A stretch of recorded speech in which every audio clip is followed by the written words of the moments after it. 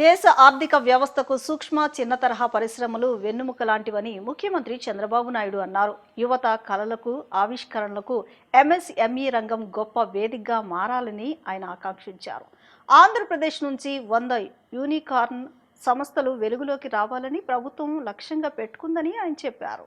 నగరంలో నిర్వహించిన MSME growth సమ్మిట్లో ముఖ్యమంత్రి చంద్రబాబు నాయుడు పాల్గొన్నారు. ఈ సందర్భంగా ఏర్పాటు చేసిన స్టాల్స్ను సందర్శించి వివిధ స్టార్టప్ సంస్థలు తయారు చేసిన వినూత్న ఉత్పత్తులను పరిశీలించారు.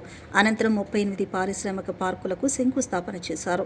ఈ సందర్భంగా జరిగిన సమావేశంలో సీఎం మాట్లాడుతూ, వ్యవసాయం తర్వాత అత్యధిక ఉపాధి అవకాశాలు కల్పిస్తున్న రంగం ఎంఎస్ఎంఈలేనని పేర్కొన్నారు.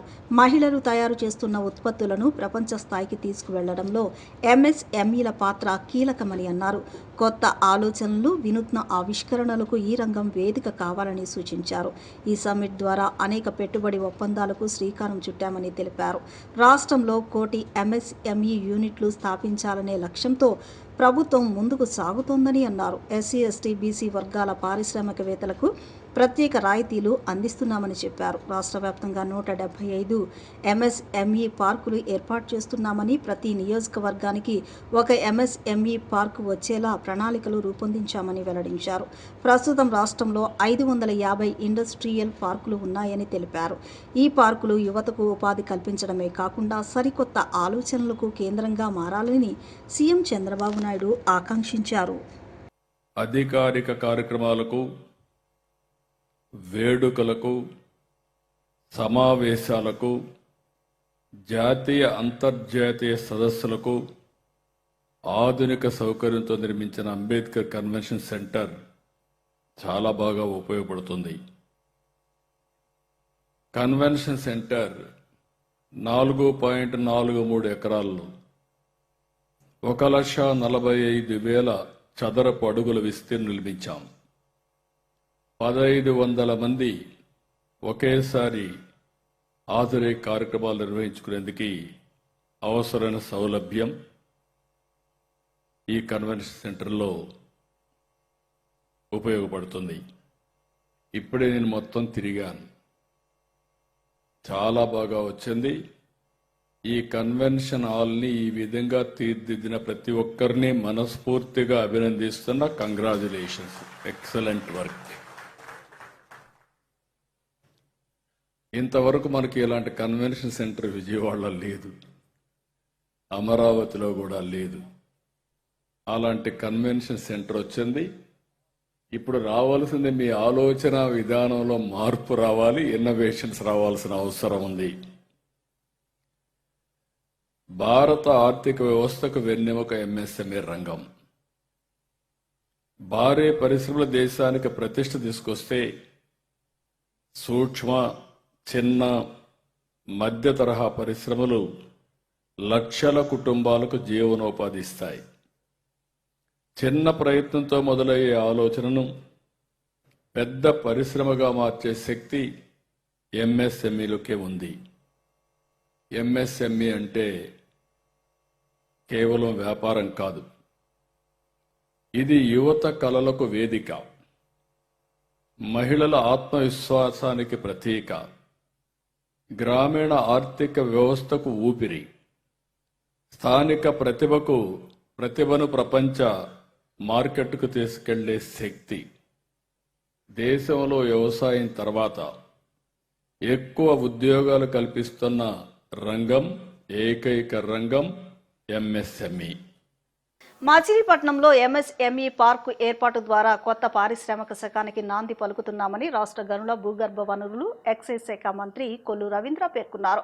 పోర్టు ప్రారంభానికి ముందే పరిసర ప్రాంతాలను పారిశ్రామికంగా అభివృద్ధి చేయాలని ప్రభుత్వం సంకల్పించిందన్నారు.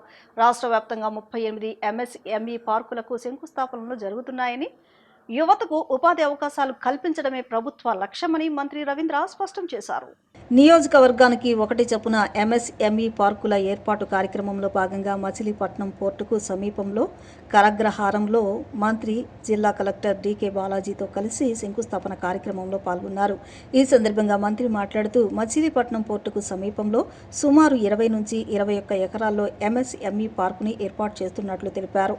ఇందులో దాదాపు 82 పారిశ్రామిక ప్లాట్లు ఏర్పాటు చేయనున్నామని, ఒక్కో ఫ్లాటు 600 నుంచి 1000 చదరపు మీటర్ల విస్తీర్ణంలో ఉండనున్నట్లు వెల్లడించారు.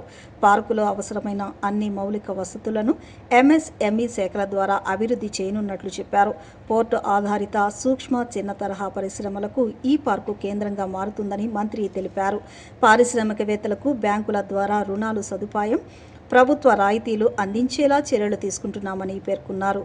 Pothepalli Autonagar, gold covering, imitation jewellery పార్కుల అభివృద్ధిని ఉదాహరణగా ప్రస్తావిస్తూ అక్కడ వేలాది మందికి ఉపాధి లభిస్తుందని, ఇదే విధంగా కొత్త ఎంఎస్ఎంఈల పార్కు కూడా ఈ ప్రాంతానికి మరింత అభివృద్ధి తీసుకువస్తుందని ఆశాభావం వ్యక్తం చేశారు. 2014-19 కాలంలో ముఖ్యమంత్రిగా ఉన్న నారా చంద్రబాబు నాయుడు భూసేకరణకు ప్రత్యేక చర్యలు తీసుకోవడం వల్లే బందరు పోర్టు పనులు వేగవంతం అయ్యాయని మంత్రి గుర్తు చేశారు. అప్పట్లో భూసేకరణ కోసం దాదాపు 200 కోట్ల నిధులు కేటాయించారని తెలిపారు. 2026 డిసెంబర్ లేదా 2027 జనవరి నాటికి బందరు పోర్టును ప్రారంభించాలనే లక్ష్యంతో ప్రభుత్వం పనిచేస్తుందని మంత్రి వెల్లడించారు. పోర్టు ప్రారంభానికి ముందే పరిసర ప్రాంతాలను పారిశ్రామికంగా అభివృద్ధి చేయాలని ప్రభుత్వం సంకల్పించిందన్నారు. రాష్ట్ర వ్యాప్తంగా 38 ఎంఎస్ఎంఈ పార్కులకు శంకుస్థాపనలు జరుగుతున్నాయని, యువతకు ఉపాధి అవకాశాలు కల్పించడమే ప్రభుత్వ లక్ష్యమని మంత్రి స్పష్టం చేశారు. అక్రమ మట్టి తవ్వకాలపై ప్రభుత్వం కఠినంగా వ్యవహరిస్తోందని మంత్రి హెచ్చరించారు. అనుమతులు లేకుండా మట్టి, ఇసుక అక్రమ రవాణా చేస్తే యంత్రాలు, ట్రాక్టర్లను సీజ్ చేయడమే కాకుండా సహకరించే అధికారులపై కూడా కఠిన చర్యలు తీసుకుంటామని హెచ్చరించారు. అన్ని ప్రాంతాల్లో కూడా చేయాలని మేము ల్యాండ్స్ కోసం కలెక్టర్తో నేను చాలాసార్లు డిస్కస్ చేయడం, గొడవలతో కూడా డిస్కస్ చేశాం. ఆ రోజున మరి ఇవాళ ఈ పోర్టు పనులు ఇంత వేగవంతంగా జరగడానికి కారణం 2014-19లో మరి ల్యాండ్ స్కీమ్ కింద, ఇది ల్యాండ్ పూలింగ్ స్కీమ్ కింద, కొంత ల్యాండ్ పర్చేస్ కింద స్కీమ్ కింద ఆ రోజు ముఖ్యమంత్రిగా చంద్రబాబు నాయుడు గారిని రిక్వెస్ట్ చేయడం, వారు కూడా దాదాపు 200 కోట్ల రూపాయలు ఇస్తే కొంత భూమి కూడా ఆ రోజు మనం ఎక్వైర్ చేయడం కూడా జరిగింది. ఈ సందర్భంగా మరొకసారి చంద్రబాబు నాయుడు గారికి కూడా మనం హృదయపూర్వకంగా అభినందన తెలియజేసుకున్నాం. ఆ రోజు ఇచ్చినటువంటి ఆ భూములు తర్వాత మనం వచ్చి ఇక్కడ పనులు కూడా స్టార్ట్ చేసాం. పనులు స్టార్ట్ చేసినటువంటి సందర్భంలో చంద్రబాబు నాయుడు గారు ఈలోపు ప్రభుత్వం మారుతున్న తర్వాత వాళ్ళు వచ్చి మొత్తం 4 ఏళ్ళు అసలు పట్టించుకోలేదు. లాస్ట్ ఇయర్లో ఎలక్షన్స్ వస్తాయని చెప్పి వచ్చి ఆ రోజున హడావిడిగా కార్యక్రమం చేస్తారు, కానీ పనులైతే అనుకున్న స్థాయిలో చేయలేదు. కేంద్రం నుంచి కూడా పొల్యూషన్, మన పవర్ పర్చేస్ కార్పొరేషన్ నుంచి మనకి కొంత ఫండ్స్ వచ్చినాయి. ఆ ఫండ్స్ వల్ల ఇవాళ పోర్టు జరుగుతుంది. ఆ డబ్బులు కూడా ఆ రోజున డైవర్ట్ చేయాలని ప్రయత్నం చేశారు, కానీ దానికి అవకాశం లేకుండా మన ప్రభుత్వం వచ్చిన వెంటనే ఆ డబ్బులన్నీ కూడా ఇవాళ పోర్టుకే వాడటం జరుగుతుంది. ఖచ్చితంగా 2026 డిసెంబర్లో కానీ 2027 జనవరిలో బందరు పోర్టుని ప్రారంభించుకోబోతున్నాం అని కూడా ఈ సందర్భంగా తెలియజేస్తాం. మరి అప్పటికి ఈ వాడని మనం కొంత అభివృద్ధి చేసుకోవాల్సినటువంటి ఉంది. త్వరలోనే ఎవరైతే ముందుకు వస్తారో, అప్లికేషన్ పెట్టుకునే వాళ్ళు ముందుకు వస్తారో వాళ్ళందరికీ కూడా ట్రైనింగ్స్ ఇచ్చి బ్యాంక్ నుంచి సపోర్ట్ చేసి ఈ పరిశ్రమలు ఏర్పాటు చేయడానికి కావాల్సినటువంటి పారిశ్రామిక వాడని డెవలప్ చేయడం జరుగుతుంది. మరి ఇప్పుడే మనం చూసాం చంద్రబాబు నాయుడు గారు కూడా ఆయన దాదాపు ఈ రోజు ఈ పరిశ్రమలతో పాటు ఈ రోజు ఇంకొక ఇంపార్టెంట్ విషయం మీ అందరి దృష్టిలో పెట్టాలి. మన గ్రామంలో చాలా మంది యువత చదివి వాళ్ళు ఉద్యోగం కోసం ఎదురు చూస్తున్నమాట అందరికీ తెలుసు. అంటే దాన్ని దృష్టిలో పెట్టుకుని ప్రభుత్వం ఇప్పుడు కౌశలం అనే ఒక కార్యక్రమానికి శ్రీకారం చుట్టింది. కౌశలం అంటే మనము సచివాలయంలోనే మీరు ఎవరెవరు చదివి ఉద్యోగాల కోసం ఎదురు చూస్తుంటారో వాళ్ళు నమోదు చేసుకుంటే సచివాలయంలోనే వాళ్ళకు ఒక టెస్ట్ పెడతారు. వాళ్ళ టెస్ట్ పెట్టిండే ఫలితాలని ఉద్యోగాలు ఇవ్వాలి అనుకుంటున్న వాళ్ళందరికీ పంపడం జరుగుతుంది. వాళ్ళు దీన్ని ఎవరెవరు బాగా పర్ఫార్మ్ చేస్తారో వాళ్ళందరినీ కూడా చూసుకొని వాళ్ళందరినీ కూడా విజయవాడలో ఒక ఇంటర్వ్యూ పెట్టి వాళ్ళందరికీ ఉద్యోగ అవకాశాలు కూడా ఇవ్వడం జరుగుతుంది. ఇది చాలా బాగా ప్రభుత్వం చాలా ప్రతిష్టాత్మకంగా తీసుకుంది, కానీ ఇంకా ప్రజల్లో ఇది ఇంకా అంత విస్తృతంగా వెళ్ళలేదు కనుక నేను చెప్తున్నాను. ఇప్పుడు పరిస్థితి ఎలా ఉంది అంటే విజయవాడలో ఒక కంపెనీ వాళ్ళు వచ్చి నాకు 100 మందికి ఉద్యోగం ఇస్తానంటే 100 మంది మంది వెళ్ళట్లేదు మన వాళ్ళు. సో ఒక 50 మంది 60 మందే వెళ్తున్నారు. కంపెనీ వాళ్ళు అయితే 100 మందికి ఉద్యోగం ఇచ్చేదానికి రెడీ ఉన్నారు. దీన్ని దృష్టిలో పెట్టుకొని అవకాశాలు, ఉద్యోగాలు ఇచ్చే వాళ్ళని ప్రభుత్వం పట్టుకొని వస్తూ ఉంది.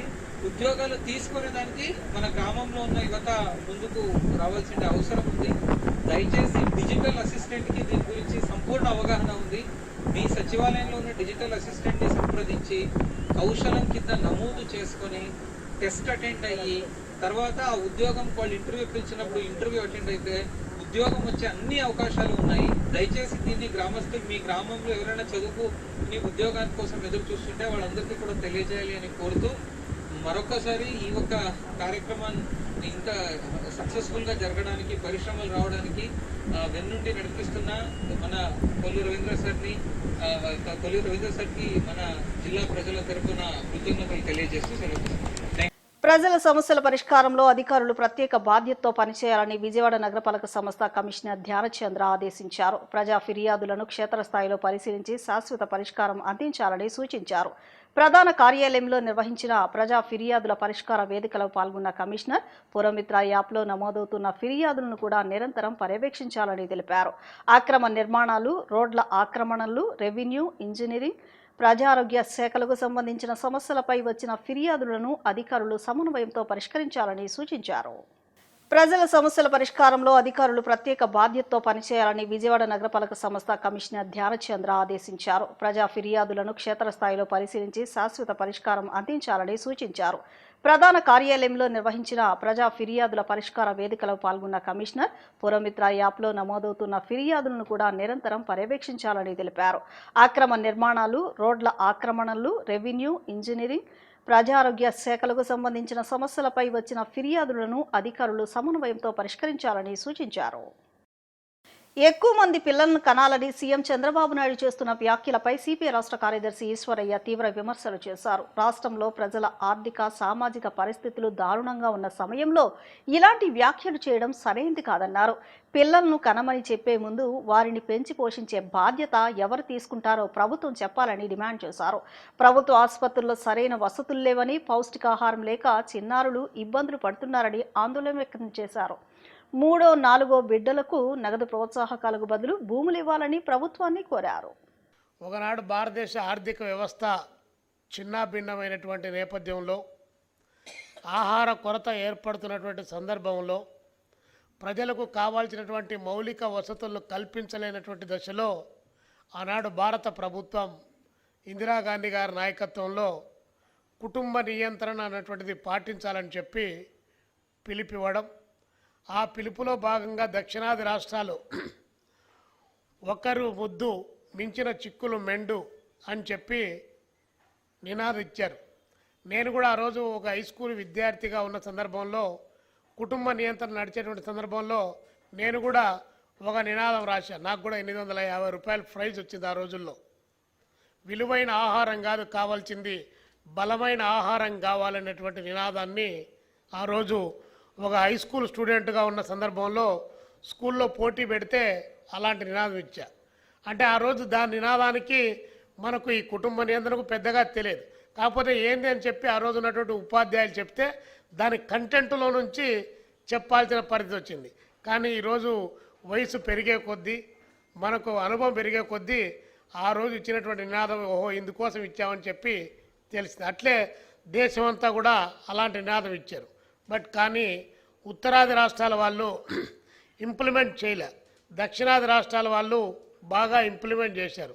అందుకని మన జనాభా చాలా తక్కువ స్థాయిలో ఉంది.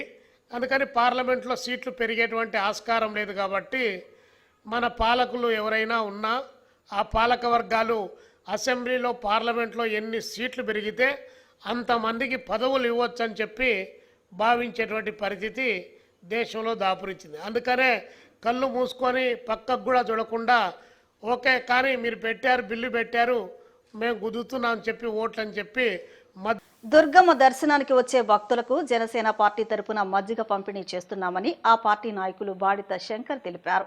వేసవి ముగిసే వరకు భక్తులకు తమ వంతుగా ఈ సేవా కార్యక్రమాలు చేపట్టామన్నారు. తమ అధినేత పవన్ కళ్యాణ్ స్ఫూర్తితో ప్రజలకు సేవలందిస్తున్నామని శంకర్ స్పష్టం చేశారు. విజయవాడ కనకదుర్గమ్మ దర్శనానికి వచ్చే భక్తుల సౌకర్యార్థం జనసేన పార్టీ నాయకులు బాడిత శంకర్ ఆధ్వర్యంలో కనకదుర్గ నగర్ వద్ద మజ్జిగ పంపిణీని చేశారు. పెరుగుతున్న ఎండల దృష్ట్యా భక్తులకు ఉపశమనం కలిగించేందుకు ఏర్పాట్లు చేసిన ఈ శిబిరాన్ని 2వ రోజు కొనసాగించారు. ఈ సందర్భంగా జనసేన పార్టీ రాష్ట్ర నాయకుడు బాడిత శంకర్ మాట్లాడుతూ జనసేన అధినేత పవన్ కళ్యాణ్ పిలుపు మేరకు దుర్గమ్మ భక్తులకు వేసవి నుంచి ఉపశమనం కలిగించేందుకు మజ్జిగ పంపిణీ చేస్తున్నామని వివరించారు. కేవలం ఒక్క రోజుకే పరిమితం కాకుండా ఎండాకాలం ముగిసే వరకు ప్రతిరోజు ఈ కార్యక్రమం కొనసాగుతుందని ఆయన స్పష్టం చేశారు. సేవా దృక్పథంతో ఈ కార్యక్రమాన్ని నిర్వహిస్తున్నట్లు తెలిపారు. ఎండల వల్ల ఇబ్బందులు పడే పాదచారులు, యాత్రికుల కోసం తమ వంతు సహాయంగా ఈ నిర్ణయం తీసుకున్నామని, కూటమిలోని నాయకులందరూ ఇలాంటి సేవా కార్యక్రమాల్లో భాగస్వామ్యులు కావాలని ఆయన కోరారు. విజయవాడ జనసేన పార్టీ ఆధ్వర్యంలో ఎండాకాలం దృష్టిలో ఉంచుకొని విజయవాడ అమ్మవారి కనకదుర్గ అమ్మవారి గుడి ప్రాంగణంలో ప్రతిరోజు కూడా మజ్జిగ పంపిణీ కార్యక్రమం చేపట్టాం. ఇది 2వ రోజు. పవన్ కళ్యాణ్ గారు సేవా మార్గం అనే ఒక మంచి నినాదంతో ఏదైతే ఉన్నారో అది దృష్టిలో ఉంచుకొని ప్రతి ఒక్కరూ కూడా ఈ ఎండాకాలం భక్తులకు ఇబ్బంది కలగకుండా విజయవాడ నగరంలో అమ్మవారి గుడి ప్రాంగణంలో మజ్జిగ పంపిణీ కార్యక్రమం చేపట్టాం. జన సైనికులు ప్రతి ఒక్కరూ, కూటమిలో ఉన్న ప్రతి నాయకులు కూడా ఈ ఎండాకాలం దృష్ట్యా, ఎందుకంటే తీవ్ర ఎండలు ఉన్నాయి, ఎంతోమంది భక్తులు ఇక్కడికి వస్తూ ఉంటారు.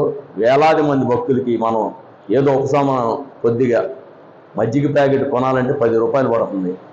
కొనలేని పరిస్థితిలో చాలామంది భక్తులు ఉంటారు. కాబట్టి ఇక్కడ మజ్జిగ జనసేన పార్టీ ఆధ్వర్యంలో ఇక్కడ మజ్జిగ పంపిణీ కార్యక్రమం ప్రతిరోజు కూడా ఉదయం 11 గంటల నుంచి 3 గంటల వరకు ఈ పంపిణీ కార్యక్రమం జరుగుతూ ఉంటుంది. ప్రతి ఒక్కరు జన సైనికులు పాల్గొని ఈ సేవా మార్గంలో పాలుపంచుకోవాల్సిందిగా కోరుతున్నాం. విజయవాడ నగరంలో అన్నా క్యాంటీన్లలో ప్రజలకు పరిశుభ్రమైన, ఆరోగ్యకరమైన వాతావరణంను అందించేందుకు ప్రత్యేక చర్యలు చేపడుతున్నామని విజయవాడ నగరపాలక సంస్థ కమిషనర్ ధ్యానచంద్ర తెలిపారు. అంబేద్కర్ కళావేదిక ప్రాంగణాన్ని పరిశీలించి ప్రాంగణం పూర్తిగా పరిశుభ్రంగా, ఆకర్షణీయంగా ఉండేలా చర్యలు తీసుకోవాలని అధికారులను ఆదేశించారు.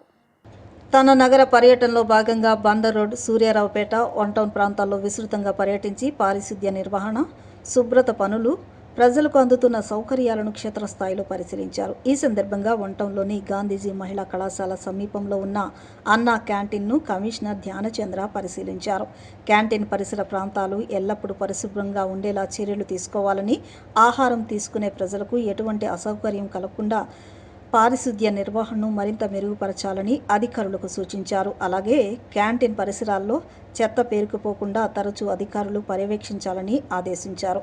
ప్రజలు అధిక సంఖ్యలో వచ్చే అన్నా క్యాంటీన్లలో తాగునీరు, పారిశుద్ధ్యం, వ్యర్థాల నిర్వహణ వంటి అంశాలపై ప్రత్యేక దృష్టి పెట్టాలని కమిషనర్ తెలిపారు. నగర ప్రజలకు నాణ్యమైన సేవలు అందించడమే లక్ష్యంగా విజయవాడ నగరపాలక సంస్థ నిరంతరం కృషి చేస్తోందని అన్నారు. తదుపరి అంబేద్కర్ స్మృతి వనం వెనుక భాగంలో ఉన్న అంబేద్కర్ కళావేదిక ప్రాంగణాన్ని కమిషనర్ పరిశీలించారు. అక్కడ జరుగుతున్న పారిశుద్ధ్య నిర్వహణ పనులను సమీక్షించి ప్రాంగణం పూర్తిగా పరిశుభ్రంగా, ఆకర్షణీయంగా ఉండేలా చర్యలు తీసుకోవాలని అధికారులను ఆదేశించారు. సీఎం నారా చంద్రబాబు నాయుడు ప్రారంభించనున్న నేపథ్యంలో కళావేదిక పరిసర ప్రాంతాల్లో ఎటువంటి లోపాలు లేకుండా అధికారులు నిరంతరం పర్యవేక్షించాలని సూచించారు. రాష్ట్ర ప్రభుత్వం అన్ని వ్యవస్థలను సక్రమంగా నడిపిస్తూ రోడ్ల అభివృద్ధి, సాగునీటి సదుపాయాల మెరుగుదల వంటి కార్యక్రమాలను వేగవంతంగా అమలు చేస్తోందని రాష్ట్ర గనుల, భూగర్భ వనరులు, ఎక్సైజ్ శాఖ మంత్రి కొల్లు రవీంద్ర పేర్కొన్నారు. మంత్రి మచిలీపట్నం మండలం అరసివల్లి గ్రామ పంచాయతీ పరిధిలోని చిట్టిపాలెం గ్రామంలో కాలువ పూడికతీత పనులను ప్రారంభించారు. ఈ సందర్భంగా ఏర్పాటు చేసిన సభలో మంత్రి మాట్లాడారు. మంత్రి కొల్లు రవీంద్ర మాట్లాడుతూ రైతాంగానికి అవసరమైన సాగునీటి వ్యవస్థపై ప్రభుత్వం ప్రత్యేక దృష్టి సారించిందని మంత్రి తెలిపారు.